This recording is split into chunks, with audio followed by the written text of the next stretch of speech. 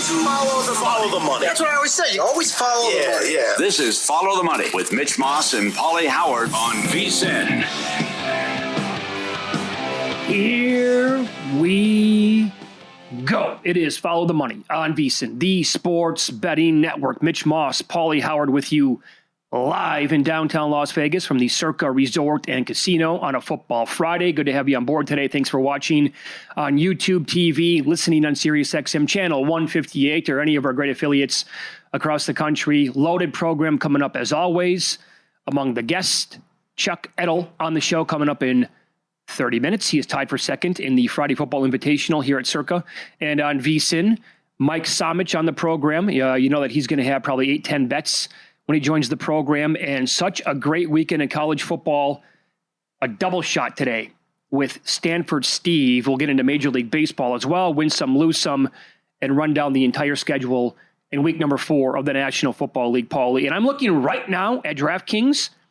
The Seahawks, after last night's win, they are plus 340 to win the NFC West. Going to have some stiff competition. But you got to like what you've seen so far from this team. Right? Interesting. I don't think it'll go well against the Rams. I really like the defense. I'm concerned about some of the play calling, and they really go conservative in the fourth quarter when they get in the red zone. Boy, you had to be pulling your hair out last night if you were on Seattle in certain ways. I think Arizona in play, you had to do it at that point. They couldn't put them away. It was a ridiculous holding call on JSN in any event, right? You wipe off the touchdown. Although the rules guy on Amazon Prime liked the call. He's already by him. I could not believe he said that on the broadcast. I know. He's already by him. Oh, my God. It had nothing to do with the play. JSN was furious. I don't blame him. And then again, this is like everyone's cup of tea. Let's just settle for 50-yard field goals now. It's no problem, and let's not try to advance the ball. Astonishing. I know. So he misses one.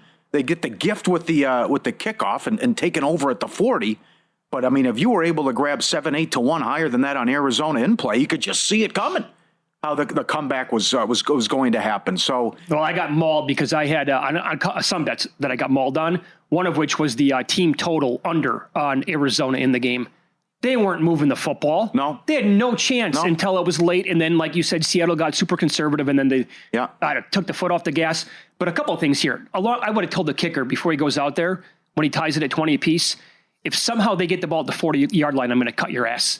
What was that? Oh, Ryland, yeah. I mean, come on, pal. Yeah. After he makes a 57-yarder, by the way, good from 70 probably. Hit the net. Right? Yeah. Crazy town that we're living in now with this stuff. Yeah. But also, like if you're the Cardinals, and I thought this in real time, when they cut it to 20-12, do you go for 2? Yep. To make it a 6-point game if they get it? And that way you're going to know if you need the extra point, or go for 2 if they don't get it the next time they score, if they score again. And they never went for 2 the second touchdown. And I saw this on Twitter, and I totally get it. Gannon always talks about like being aggressive, guys that are going out there and being dogs, right? Like that's the kind of player that he wants. Why did he not coach like that in the game? I would have gone for 2, definitely the first touchdown. And then if you make it 20-14, you don't the second time. But it's like a 50-50 proposition. He didn't do it either time. Well, I think you have to go for the win there with under 30 seconds, and how that played out. So that was shenanigans there. I feel good for Harrison too. I mean, he went from. I was talking to our buddy Ozzy at halftime. Our conversation was, this guy's unplayable. He's running trading, like they got to trade the guy. He's running the wrong routes. Another big drop. They were driving, led to the interception. Sure. And then he had the touchdown and was great down the stretch. But there was, I mean, that's just, you got to put them away, and they couldn't do it. Now, as far as what happens coming up, these games could go either way. You know, Tampa, Jacksonville, Houston, Washington, Rams, Arizona again. It's a tough schedule for Seattle. They have a good defense, but my big concern is, can you trust Darnold? Will this continue, or will the mistakes happen at some point? That's where I'm at with Seattle. But I don't think I like their running backs quite a bit. The 1-2 combo there. They got the running game going, yeah. But the offensive line scares me. Yeah. So I think like some weeks the combo of Walker and Charbonnet will look great. Other weeks it's not going to really pop that much. How about the JSN landing spot? Well, was 74? Wasn't it something like that? 79. Oh, 79? Yeah. Opened 70, closed 83, didn't it? Yeah, close higher than that. Higher than that, right. in the landing spot, and 99% of the money on the over at MGM. All right, so let's look at the other games this week then involving teams in that division. We have the Jags playing at the 49ers in this spot, and so the Niners are 3-0. They defeated that Seahawks team in week 1. They won at the Saints, and somehow they beat Arizona last week. They welcome in Jacksonville. They're 2-1 on the year, beat Carolina. I don't think there's anything really to brag about with that. They could have defeated Cincinnati on the road, and they did defeat Houston last week. Could have lost that one. So I think their 2-1 record is probably what they should be. Niners are -3 in the game. Jacksonville is 5-41 straight up and 13-33 ATS against teams with a better record since 2011. Their defense has been for real. They are number 4 overall in DVOA. But they are the worst team defending tight ends in the league, and they allow the second most receiving yards for running back in the NFL. Hello, CMC. Very good. It's like that stat is made up. Incredible. And we'll see what the injury report says. And the walking wounded here with San Francisco. Tough game, but imagine if you can get this one again and move to 4-0 when you're doing it with a backup quarterback as well. But I think a highly of Shanahan, but Evan Abrams had this. They're on a 3-17 ATS run second half. Like, what's going on at halftime? Yeah, isn't this guy like an offensive genius and the adjustments and everything? It's the exact opposite of what's happened here. So you can get involved with Jacksonville a second half as well. But the Niners are the better team. I am not a Jacksonville fan. I know I'm with you. Not a Lawrence fan, but this is a tough game. Just because it's like, what's going to happen with the turnover battle and also what's going to happen with the injury situation. You look here as we, right before we came on, it's like half the league is questionable this week. I know. So also things you want to keep an eye on here offensively for Jacksonville. They were until last week, like with a bullet, the number 1 rushing team in the NFL, getting 170 yards on the ground. They were contained by Houston, but overall with DVOA, they are 6th on offense running the football. When you flip it and look at the Niners on defense, now we'll see what it's going to look like with no Nick Bosa. Yep. But against the run anyway, defensively, San Francisco 7th. They are the 8th best team against the pass and overall. And again, I get the competition, but 6th best with the defense in this spot. And again, with all these injuries here for San Francisco, that tells a story with the point spread, right? Like every point spread tells a story. And if they're not banged up, I said this earlier in the week, I think this number would be closer to a touchdown than 3 where it is right now. That's how many got, and then yes. does Purdy actually go in the game? Yes. I think all signs point to an under here. That's a pretty high number overall. I know. Yeah. Still, even with the Bosa loss, I like this Niner defense. They played well. Yep, same here. And then you were very opinionated on this game earlier in the week as well, the Colts and the Rams. Yeah. I think the Rams are going to be pissed off. Number 1, they're going to fix their red zone issues. Number 2, they have to be just infuriated with what happened, blowing that lead, and everyone's talking about it and what happened with the bad beat, but you're up 19 in the third quarter. You got to finish. You got to be better in short yardage. You got to stop throwing bombs on 3rd and 1. Mm-hmm. You also have to have Adams out there, who's questionable. But also, I think it's going to come to an end finally here with teddy bears and ice cream with Indiana Jones. First team since 1940 to play their first 3 games with only 1 punt. The rushing attack's been great. The offense is number 2 in the league. They're +5 in turnovers. Do with this what you want. They haven't won in L.A. since 1986. I just think the Rams are one of the best teams in the league, and they know they let one slip away, and I'm sure it was a tough week of practice, and I just think the Rams are much the best here. While I think the Colts are respectable, you have to point to the competition and what's happened. Miami and also beating Tennessee. Now, they've been impressive. They moved the ball against Denver. But they had no business winning that game, even though they were impressive offensively there. So I just think you're taking on a nasty defense with a lot of weapons, and I think the Rams can move it at will on the Colts here, and they will get the win and get the cover. The Rams are 25-15 ATS off a straight-up loss since 2019. That's a lot of, obviously, Sean McVay the entire time, and also a lot of Matthew Stafford in there, the coach-quarterback combo. And let me give you this. This is free to everybody.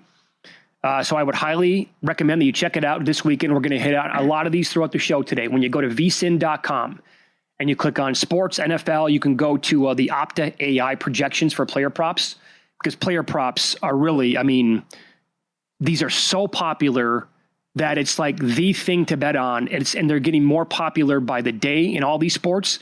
I'll give you some that you can find right now. Opta AI projects Trevor Lawrence for 252 plus passing yards in this game. His prop at DK, 226.5. That is a plus 26 yard margin to work with there. And I'm just going to concentrate right now on these games that we've talked about in this first segment of the show. Danny Dimes, they are projecting him for more than 256 passing yards in this game. His prop is 216.5. Cool.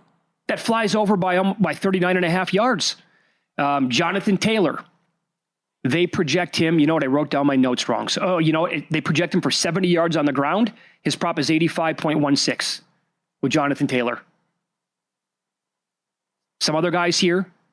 CMC for the Niners.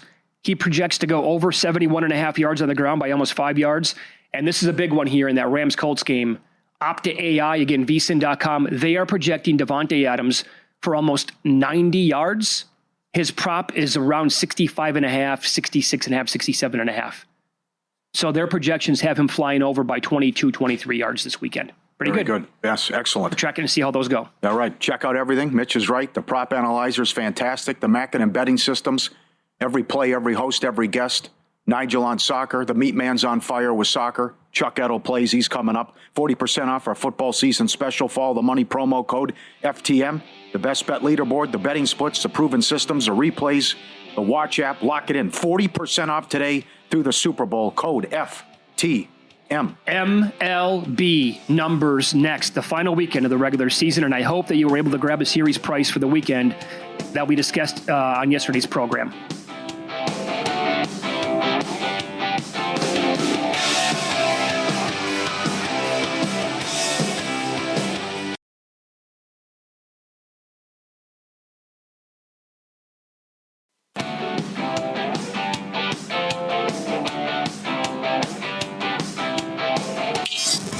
This is Follow the Money on VSiN.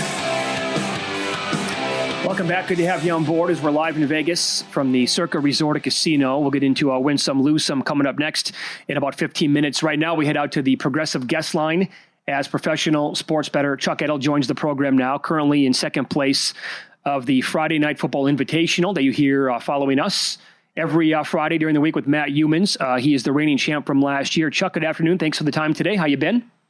I'm doing great. How you guys doing? Doing well. Let's begin with a total here that it might be on the move a little bit in college football. Vanderbilt and Utah State. The angle here is that you're going to tell us about is betting the under. What number is good to bet still, and why do you like it to go that way? Yeah, right now it's pretty solid 58, and I think that's fine. I do like the under. I think under 58, it was a little higher earlier in the week, but it hasn't moved too much yet. And, a few things going on in this game, a lot of interesting things. First of all, the Vanderbilt offense, they average 62.5 plays a game. They've been running up the score a lot in some of their games. They've been playing very well. Defensively, they've been great. They're only giving up 12.8 points a game. They're 23rd in the country, giving up 288 yards per game. They're 19th in the country against the rush, 2.9 yards per carry. Defensively, they're playing extremely well. This Utah State team, they've really only played one team all season with a quality defense, and that was Texas A&M. They grinded out 250 yards against them. Most of those yards came after Texas A&M had a 30-6 lead. So, Utah State against this Vandy defense, I think will struggle. But there's a couple key things there. Utah State, their coach, Rocco Mendenhall, he plays, as we know, he plays slow. And Vandy has run the score up on all these, if you look at their scores, they've been running up the score on weaker opponents, which Utah State possibly could qualify for that. But I don't think they're going to run up the score. First of all, they have Alabama and LSU on deck, two very big games for them. It's going to be, this Vanderbilt team is probably the best Vandy team we've seen in a while. That's two huge games for them. But way more importantly here, Clark Lee, who's the coach of Vanderbilt, he has said and he's talked about how Rocco Mendenhall, the coach for Utah State, has been a mentor to him and a close friend. They talk regularly. He's got a lot of advice from Mendenhall about rebuilding his program. my strong opinion here is that he's not going to run up the score in Mendenhall. So I anticipate them winning the game. Obviously, he's not going to run up the score. Even the Utah State defensive coordinator, he used to work for Clark Lee. A lot of things going here, and I don't think they run up the score. I do like it to go under. Very good. How about another under, my friend? Cincinnati and Kansas. The 57.5, the total right now at DraftKings. Take it away. Yeah, I've heard some people talk about the over. I'm going to bump heads here and go under. First of all, these are two of the slower playing teams in college football. Cincinnati, as of now, and this should, I think it'll change a little bit, but they're averaging 52.3 points a game. That's 132nd out of 136 teams. Kansas offense averages 63 plays a game. That's 124th in the country. So you get a couple teams playing slow. The Cincinnati defense has been good. They're only giving up 4.1 yards per play, 2.6 against the run. And the Kansas defense has been playing well, only giving up 16.5 points a game. On offense, Cincinnati has a great offensive line. Their game plan and what they want to do here in this game is run the ball, shorten the game. That's their game plan. They have a great offensive line. They haven't even allowed a sack yet this year. On the other hand, Kansas, they've really only faced one quality, opponent here. Early on in the season, they played Missouri and they had big trouble with them. If you look at the score, it was a high-scoring game, but there was 4 turnovers in the game. Kansas only had 233 yards passing, 31 yards running the ball against them. So the Kansas running backs are banged up. This is to me, it looks like a low-scoring game. Both teams like to take their time. Like I said, they don't run a lot of plays, and I like this one to go under as well. Very good. The Iceman, Chuck Edel, our guest. Follow the money. Paulie and Mitch Veasan, the Sports Betting Network. Chuck is on the Progressive guest line. A side here now in the NFL. It's incredible what's going on in Houston. They're the only team to start 0-3, yet allow fewer than 55 points on the season. They've allowed only 51. And in the last 30 years, this is only the 4th time a team's been 0-3 and laying this number. What do you think of Texans-Titans, sir?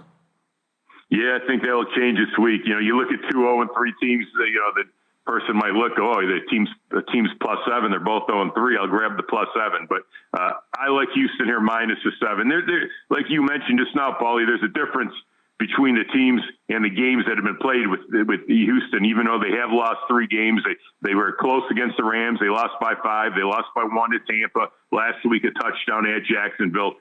Tennessee has basically been blown out in all 3 games. I'll give them the opening game against Denver. They hung in there for a while.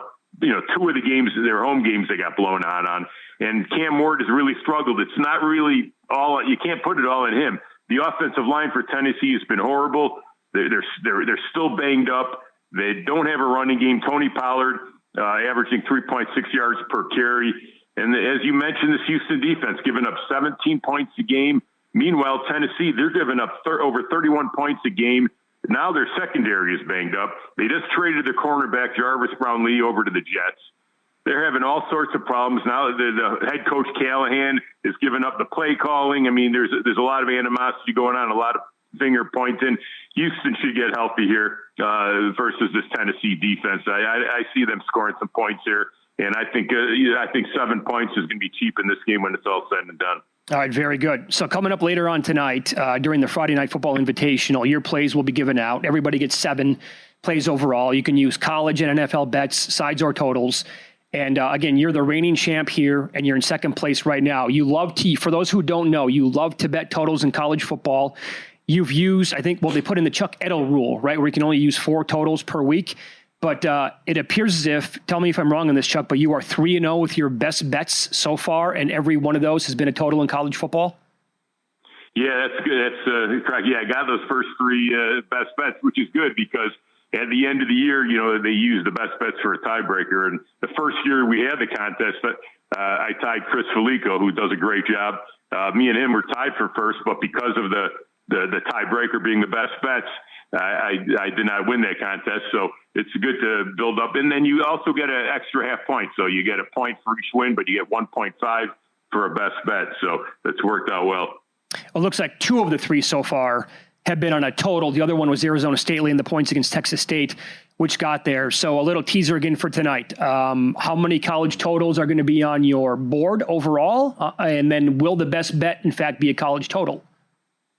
The best bet will be a college total. I haven't completely finished my list yet, but I would say a big favorite to have 4 totals on the list. But for sure, 3 I know I'll be using, and the best bet, which is one of the games we just talked about, will be on the best bet. Very, very good. Yes. Love talking to you every single Friday and getting your perspective, Chuck. Good luck tonight and this weekend. We appreciate it.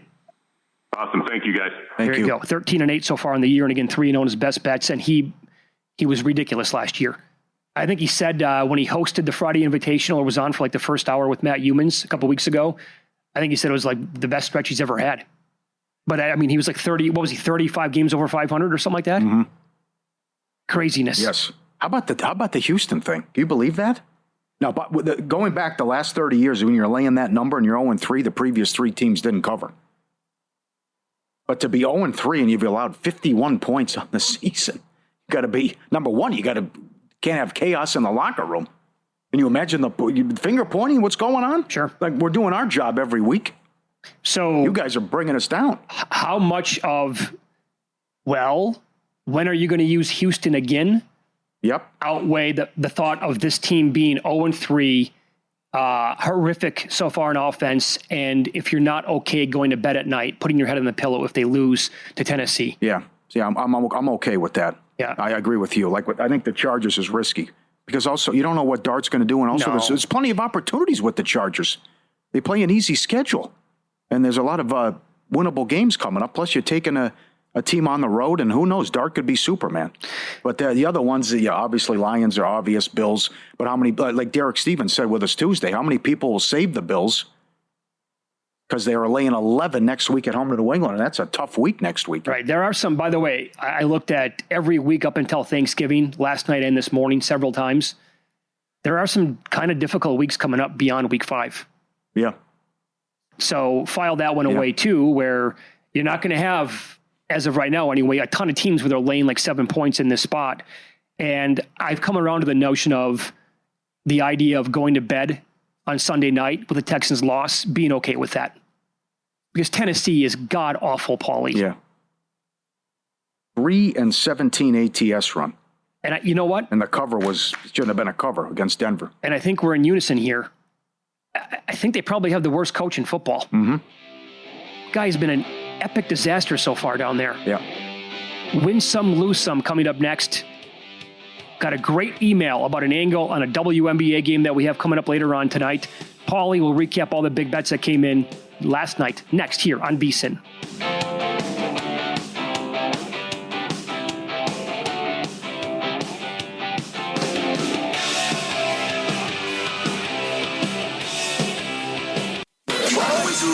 Follow the money. That's what I always say. You always follow the money. Yeah. This is Follow the Money with Mitch Moss and Paulie Howard on VSiN. This hour sponsored by Better. Better picks a daily fantasy sports app where your sports knowledge turns into real cash fast. Download Better. Visit better.app now. BETR. Sign up today. Get free money and no deposit necessary. All right, let's head out to the Progressive guest line to begin the hour as VSiN host Mike Somich joins the program now. Also a part of Sharp Money with Patrick Maher, a podcast here at the VSiN Network, a podcast that comes out every single Monday and Thursday. Go check it out, like it, subscribe, and give it 5 stars. That would be great. Mike, good afternoon. Thanks for the time as always. How you been, pal? You got it, man. I appreciate the plug there. Yeah, I had a 3-0 night yesterday on that podcast. So hopefully more people pay attention and get some more winners out there. Very nice. We haven't even talked about this game much on the show. We will coming up. Looking at the numbers again today, like how is Pittsburgh going to move the football against this Vikings defense? And the Vikings now, the look ahead here was Pittsburgh -2.5, and that is completely flipped. Do you still like the Vikings? Yeah, I still like the Vikings here. The more I dive into this, the more that I just favor this Vikings side. Offensively, you get Addison back in this spot. I thought Mason was awesome for them last weekend. I think they have success running the football. And look, I get it. People don't want to back Carson Wentz. but he's fine. And this is like KOC, Kevin O'Connell, one of those guys that can just kind of remote control the quarterback. We saw it last year for Sam Darnold, put the confidence back in him. And you've got weapons all over the place here. You've got a solid tight end in Hawkinson. You've got those two wide receivers in Jefferson and Addison will both be back. I mentioned Mason. He's solid. And this is a Vikings team that's starting to get healthy as well. The injury report on the defensive side last week broke positive for them against Cincinnati. They didn't lose anyone additionally. And you get to face a Steelers team here who there's nothing they do well. It was all the turnovers last week. They got outgained by nearly 200 yards, out first down by almost 10 for the Patriots. If you go back, you watch the Seattle game, Seattle blew the doors off of them. The storyline was that missed the kick that ends up in a touchdown for Seattle. But the whole game, they just completely dominated. And that Jets loss doesn't look great, or Jets win doesn't look great from week one either. I think the Vikings take care of business over in Europe here. I do like some Hawkinson props if you want to go that direction. But to me, the best bet here, Vikings lay the 2.5. All right, Mahomes is 5-1 against Lamar. They're getting Worthy back. What do you think of the big matchup here where the loser's in trouble with the Chiefs and Ravens? No, loser is in trouble here. And if the Chiefs had any semblance of a running game, I would think the Ravens are in trouble as well. But the way to get to this Ravens defense is on the ground. I look at the backfield and Pacheco and Hunt, just they don't scare me at all, man. Mm-hmm. There's nothing there that has any juice for this Chiefs backfield, which means that it's all up to Mahomes, up to the wide receivers. Mm-hmm. Kelsey, he looks old. He looked old last year. He looks older this year. Yeah, you get Worthy back, but dude couldn't raise his hand over his head 2 weeks ago. Are we sure this is just going to work out wonderfully for him in this spot? I think until we have Rice back in this lineup, this Chiefs offense struggles moving the football. And I think you're going to get a pretty pissed off Ravens team in this spot. After that game against Detroit, you've got Henry, who fumbled the football 3 times in 3 games. I think he's going to run pretty angry here. And I'll take the discount I think I'm getting because this is an Arrowhead. It feels like this is the old school 3-point home field advantage. And it's been kind of debunked that it's now more of the 1.5 to 1.8. I feel like this should be Ravens 3.5. So I'm happy to jump on the Ravens laying the 2.5 in Kansas City here. All right, let's go to some totals now that you like this week. Week 4 NFL action. I look at this Titans-Texans game. I really wish the number started with a 4. It doesn't, but I still think it's kind of high, right? Texans, their offense appears to be completely shattered, but the defense, and you called this before the season, you thought they were the best defense in football. Even with some injuries here, they're playing lights out. Where are the points coming from in this one, Mike? That's a great question. I have no clue. If they come from anywhere, I would guess Houston, but Houston currently has a 0% red zone conversion rate into touchdowns. That's not very good. And you flip over to this Titans side, and the offensive line is just atrocious. And now you have Cam Ward, who was on the injury report for an ankle on Wednesday. That's really not a great sign when you got the edge rushers at Houston coming to town. Ridley has looked awful so far this year. I'm not sure how the Titans really move the football effectively against a Texas team that has a pretty stout run defense here. And you flip it around and what does Houston do well in offense? CJ Stroud has completely regressed. They can't really run the football. You got Nico Collins out there, but even he is struggling this year. His one explosive play came on a blown coverage for a 50-yard touchdown. I realize, I would love this at 40.5, which was the opener. It got down to 38.5, 38 in some places. It got bet up to 39.5. I took advantage of that and just went under the 39.5 that's available out there in the market. Well, I love this Green Bay defense. I've said it several times. They could have been there all day. Cleveland was not going to score a touchdown unless Green Bay handed them the ball, and they did. Put it first and goal with the Love interception. So a lot of things that they can't do offensively. So Browns team total under against Detroit? Yeah, I'm going right back to the well on the Browns team total here. It was 17 last week. We played the under. It's a rocking chair win, even though they end up winning the football game with the Browns here. I was really impressed with Detroit's edge rushers against the Ravens. They were able to consistently generate pressure on both sides. It's not just Hutchinson there. And the defense was able to stop the run as well. I think this Browns team has struggled moving the football. And I think the Browns defense at least slows the Lions down, which means that we're going to have to grind it out a little bit more. You're going to have a few longer possessions for the Lions, which takes time off the clock here. It's another team on the Brown side where I just don't see where the points come from. I don't see them being very explosive. You can find a 17 minus 110. Don't mind that. I'll take under 17.5. I'll lay a little extra juice minus 135 on the team total for the Browns here. Okay. You must be buying into this Colts offense and the Rams offense. I mean, they've been really, really good so far. Both teams have been through 3 games, and that Rams defense looked awesome last week for 2.5 quarters thereabouts until it kind of fell apart and allowed the Phillies passing game to finally get kickstarted. So this total's not high enough in your opinion here. No, I don't think so. I think we should be sitting around the 51.5 number. 51 is a key number from a totals perspective here in the NFL. We've been toggling between 49.5 and 50 in this spot.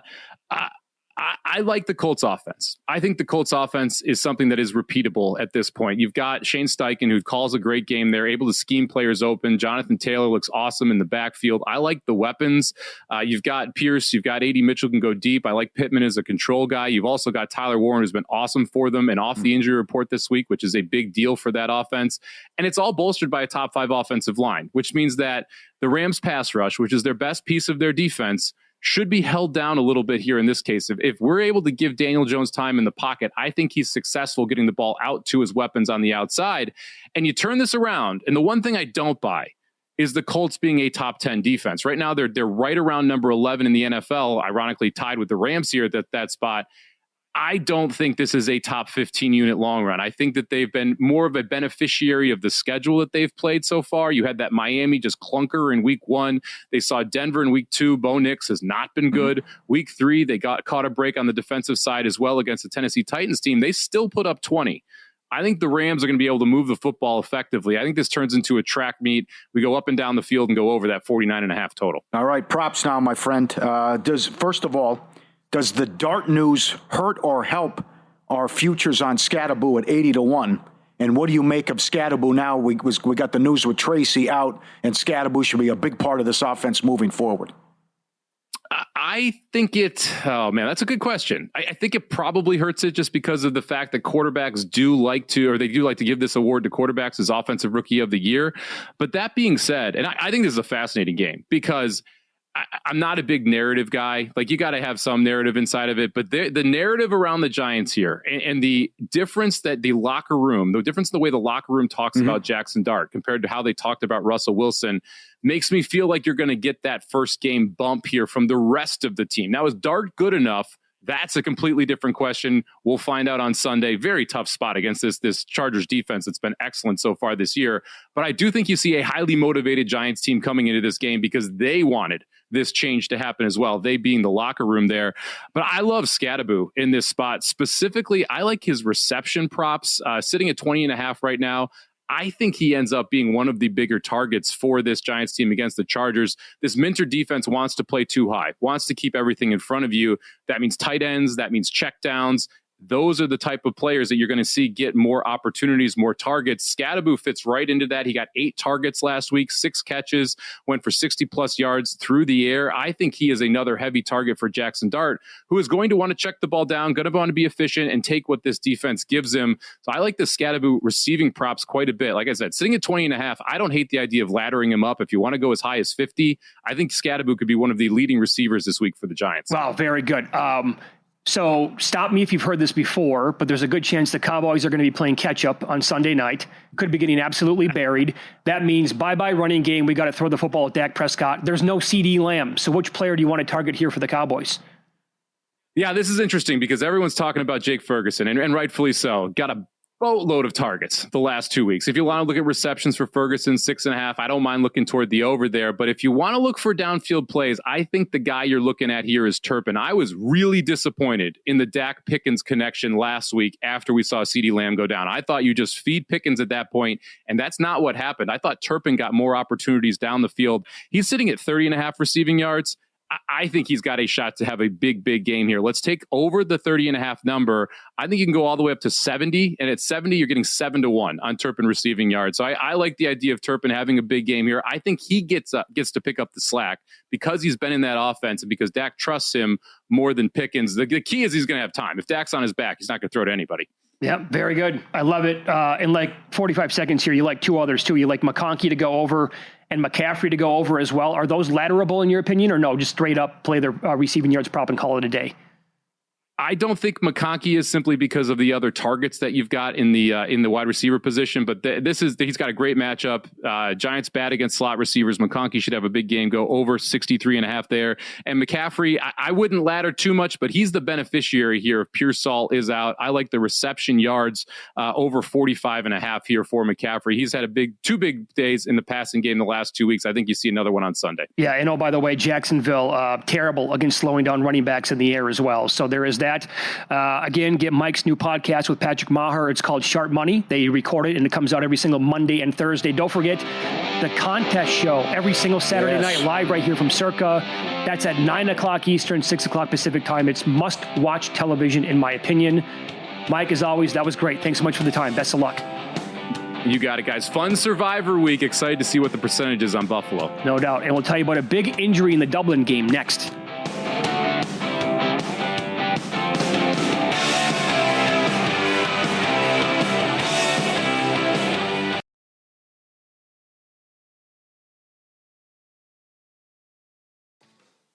Always follow the money. That's what I always say. You always follow the money. Yeah. This is Follow the Money with Mitch Moss and Paulie Howard on VSiN.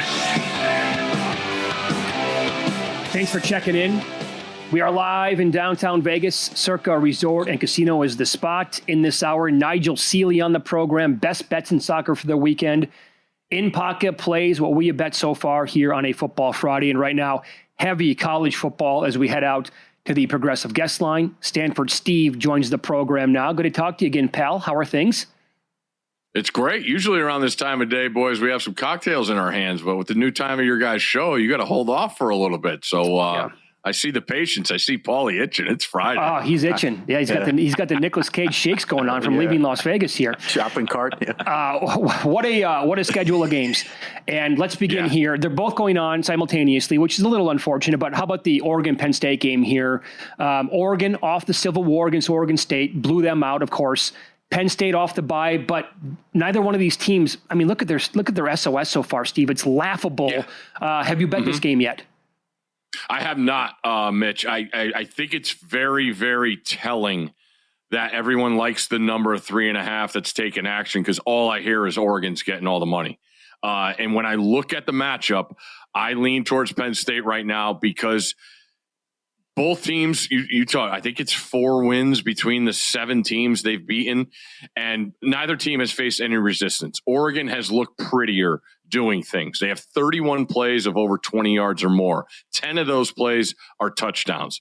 But the disruption, the chaos, the noise, the fans, the whiteout, this is different. If Dante Moore rolls the ball out and goes for 4 scores and 300, like, give him the Heisman. He's the number 1 pick. I just don't see that. I just don't see Oregon having faced any kind of resistance so far.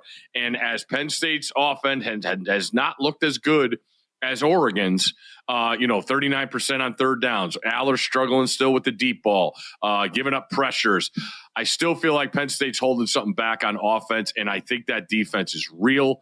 And I side with Penn State because of the defense and the situation in the atmosphere that Oregon's going into. All right. I understand. The atmosphere is going to be incredible. No doubt about it. Russo hates this.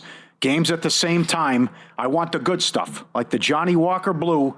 You talk to Saban all the time. What's he think about what's going on with Bama? And how about Georgia down to 2.5 at home in this game?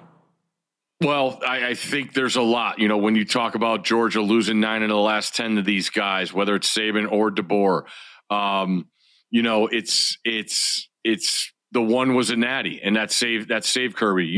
How much pride he has and wants to get back this. Georgia always puts themselves against Alabama, and when you're infatuated with them because you can't beat them. But I will say DeBoer has been good against this Saban coaching tree, like diced up Lanning when they played Washington and Oregon, diced up Kirby last year. And I like the pieces Alabama has. I really like their secondary. They get Keenan, who's their best defensive tackle and run stopper, back. And Georgia's still in flux. They've started 3 different offensive lines. As impressive a win being on the sidelines for that Tennessee game. The place was incredible. You see Kirby not losing his cool, going and calming guys down, and slowly but surely taking away things from Tennessee's offense. The shallow crosses, the big plays, playing guys out of the box to help against the pass, and they come back and they get a win. High level game. These matchups, I think the last 5 have gone over. I could see that again. I like Alabama's personnel. I'm a Ty Simpson believer. It wasn't pretty. He showed me a lot of guts in that Florida State game as his offensive line was getting beaten like a drum. Georgia doesn't have 1 sack on the defensive line. Think about that.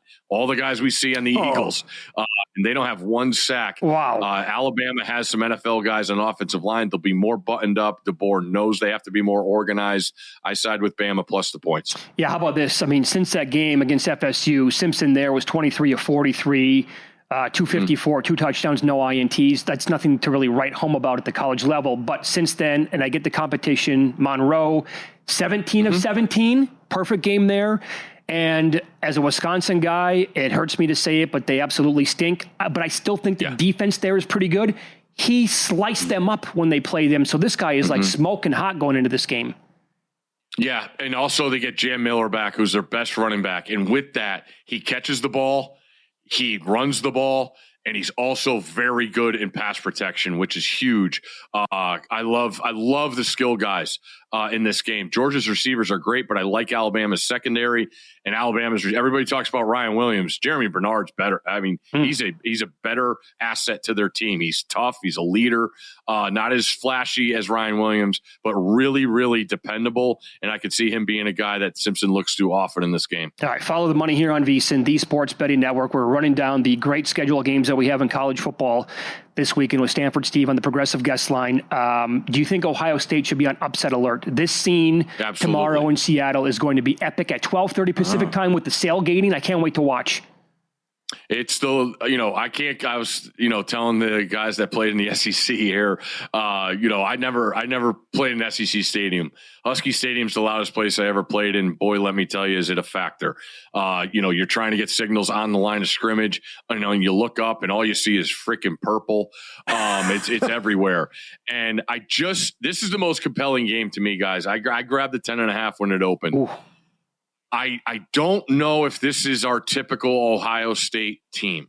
And I'm not saying they're not, but, we picked apart Texas and still pick apart Texas for losing a one-score game in a game where they outgained and I thought outplayed Ohio State's defense with Texas's defense. Now we get Ohio State going on the road with a quarterback making his first start.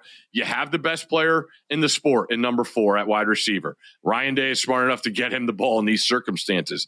I just still want to see this Ohio State defense on the road in a tough environment against a really, really, I think best kept secret in the sport quarterback in Damon Williams. Jed Fish could coach some offense. The running back Coleman's as physical it gets. Boston, the receiver's a stud. Ohio State has to play really well. And I love their personnel in the secondary. I just still wonder about up front and not knowing what Ohio State's offense is going to look like early on. If Washington jumps them early, watch out. This thing could be real. And I just, number one, going on the road in that environment, I think is super compelling. And we'll learn a lot as we get into this. We're going to learn a lot more of these teams, and which is the fun part of going through all this stuff with the great slate of games we have. How nuts you want to get with Trinidad Chambliss here? Can you make the case for Heisman if he has a big performance again in this one? And what Kiffin has found, and Ole Miss a short home favorite to LSU. You got everything you want, Paulie. I mean, you got a stud of an athlete. He runs it. He throws it. The system is as good for quarterbacks as there is in the country. And now you have the spotlight game against a defense that has awesome personnel. And watching tape of Miami the last 3 weeks, seeing Miami in person last week, that defense is real. But they got to play at home the whole month. Uh-huh. Now LSU, show me you're an elite defense going on the road against this offense. The game to me comes down to LSU. As frustrated as I am with that offense, their lack of want to running the football. You have to do it in this game to keep Chambliss off the field and against a defense that gives up 190 on the ground. LSU has to do that if they're going to be a championship level team. I still think they're stubborn in not wanting to. It sounds like the running back Durham's going to be out. I like the over in this game. And if I had to pick a side, I would lean towards Ole Miss. Yeah. LSU, I think, opened up, 1.5? And now it flipped. Yeah. I'm with you, though. I mean, I think I trust Lane right now and this bunch more than I trust LSU. And by the way, what does the Clemson win really mean now from week 1? Yeah. I mean, they still went there and did it. You can't, they didn't lose the game. That's the thing too, in these power conferences, Mitch, we're going to look back on that, but they're going to, if they run this, they're going to have way better wins. That's not even going to be a factor. I still think going on the road in your first game of the year in that environment, not knowing what you have and getting a win, you can't take anything away from them. So I understand what you're saying is, do we look at it differently? The issue I have is don't waste your time doing that, because we have plenty more data points as far as road games, top 10 teams they're going to play to assess LSU. So credit to them for going there and getting the win. So that's where I look at them. But this is a whole different animal, because the Ole Miss is real. And when you think about this game and these two teams, they've played awesome games. The home team has won the last 5. 2 years ago, Jaden Daniels and Jackson Dart. Last year, Nussmeier and LSU don't lead in the game until the final gun with a touchdown in overtime. These two teams get after it and don't like each other. This is the toughest game for me to handicap all weekend, I think, because of the short spread, Ole Miss being at home, and I'm unsure about that LSU offense. Okay, fair enough. We're going to hit more. You're going to stick around. Very cool of you to stick around for one more segment after this. So in about a minute, at that point, we're going to get in Notre Dame, Arkansas, some of the other big games as well. Let's close this segment by talking about a game that we have coming up tonight. LSU down to 6.5 at your spot, ESPN bet. Total 59.5, 60.5 in that range. Do you like anything in this game as they take on Virginia? I like the over. I think what Malzahn has on that offense and Castellanos, they can run the football. When you go on the road and you run the football, Virginia's defense is not great, but Virginia has good personnel on offense, and this is a tough spot. We've talked all day here at Penn State, College Football Live, the Bet Show, Sports Center. Florida State can't have a look-ahead spot here. You went 2-10 last year. Now you have everything to play for with Miami next week coming in. You have to have the focus to go on the road and take care of business. That's why I think they score a ton and outscore Virginia. I like that over. Well said. And that game is kicking off here coming up in about 48 to 50 minutes or so. It's Follow the Money here on VSiN, the Sports Betting Network. Our guest, Stanford Steve, is going to hang out for one more segment. We'll also ask about the TCU-Arizona State game tonight. And Notre Dame opened up as a 6.5-point favorite, got all the way down to 4 this week. Does he agree with that line move? Find out his answer to that question next here on VSiN.